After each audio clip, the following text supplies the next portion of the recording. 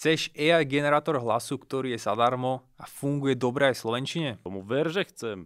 Speechma.com. V slovenčine je dosť zaujímavý názov. Netreba sa tam prihlasovať, zadávať kreditku, len napíšeš, čo chceš, aby AI za teba prerozprávalo, vyberieš si, aký hlas chceš použiť a na pravej strane si môžeš prehrať a následne stiahnuť. Využitia týchto generátorov hlasu je naozaj veľa.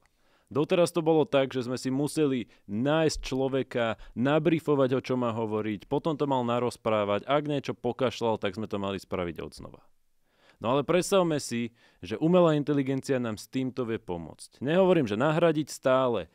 Herci alebo profesionáli, ktorí pracujú s hlasom, sú nevyhnutní. Ale ak napríklad tvoríme nejakú kampaň alebo nejaké video a nepotrebujeme nevyhnutne profesionála, ktorý je buď drahý, alebo je časovo náročné s ním spolupracovať, práve vtedy vieme krásne využiť umelú inteligenciu na to, aby nám vygenerovala hlas.